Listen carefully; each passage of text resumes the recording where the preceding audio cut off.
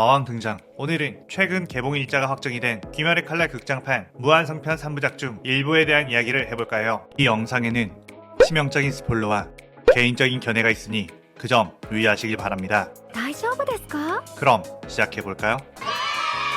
귀멸의 칼날 팬들이라면 당연히 엄청나게 기다리고 있는 게 바로 최종 국면편을 다룬 극장판 무한성편인데, 최근에 그중 일부가 2025년 7월 18일에 개봉한다는 소식이 알려졌죠. 이게 한국 동시 개봉인지 일부만 우선적으로 개봉하는지는 아직 정확히 나오지 않았지만, 첫 번째 극장판이었던 무한열차편이 한국에서도 엄청난 흥행을 했기에 이번에는 동시 개봉을 할 확률도 높고, 만약 일본보다 늦게 개봉하더라도 그렇게 크게 차이가 나지 않을 것으로 보입니다. 동시 개봉을 하는 것이 수익적으로도 훨씬 유리하니까 말이에요. 사실 처음에 많은 사람들이 최종 국면이 극장판 3부작으로 나온다고 했을 때 걱정 반, 기대 반의 심정을 가졌습니다. 물론 단순한 관점으로 보자면 애니판보다 극장판으로 나오는 것이 압도적인 사운드 시스템과 거대한 화면을 갖춘 영화관에서 보는 게 한 번에 몰입하기도 좋으니까 보통의 팬들이라면 더 쉽게 환영을 하겠지만, 찐 골수 팬 입장에서는 아무래도 최종 국면의 분량이 꽤 많은데 그걸 고작 극장판 3부로 나눠서 다 털어버리면 오히려 애니로 나올 때보다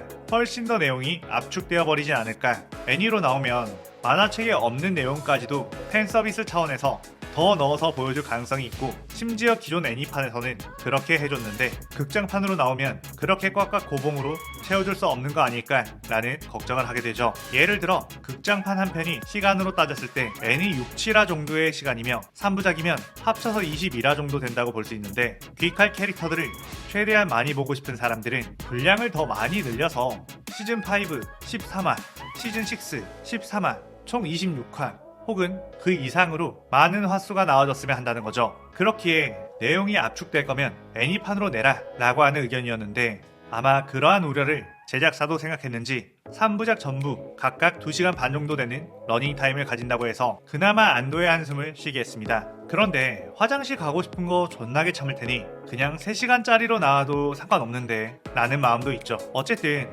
이왕 극장판으로 나오는 만큼 원작에 없는 내용까지도 적절히 고봉으로 넣어주길 바라면서, 그렇다면 이번 무한성 일부에서는 어떤 내용이 담겨있을지 어디까지 하고 딱 끊기게 될 것인지에 대한 예측을 해보겠습니다.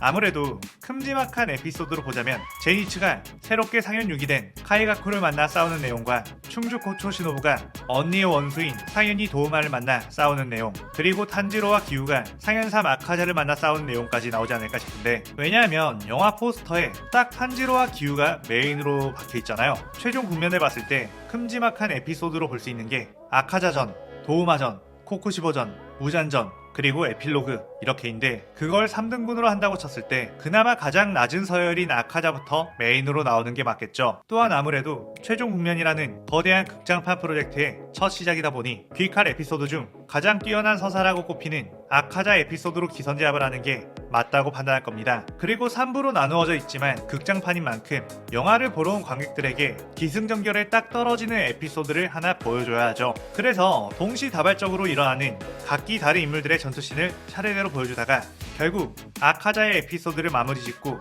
탄지로가 시노부와 도우마의 싸움의 결과를 듣게 되면서 영화가 딱 끝이 날 것 같은 느낌? 그런데 이 마왕님은 개인적으로 최종장 3편 중 이번에 나오는 첫 번째 편이 가장 기대가 되거든요. 왜냐하면 아카자전은 귀칼 에피소드 중 가장 슬픈 에피소드로 손꼽히며 그나마 완성도 있는 에피소드로 평가받는 만큼, 이 에피소드가 황금의 손, 유포터울의 작화와 연출을 만난다면 얼마나 지리겠어요. 그리고 최종장에 나오는 슬픈 에피소드 중 그나마 마음 편히 볼 수 있는 게 아카자 에피라는 점도 한몫하죠.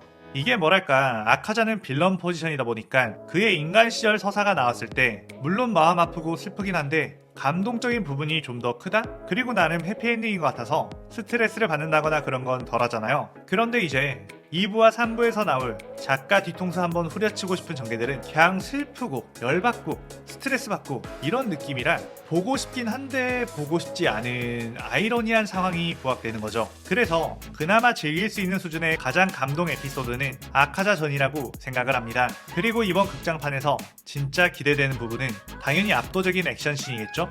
예전에 무한열차 편이 개봉하고 그 화려한 액션을 볼 때 이건 애니메이션의 수준을 뛰어넘은 그야말로 황홀한 예술 그 자체다 라고 생각했었어요.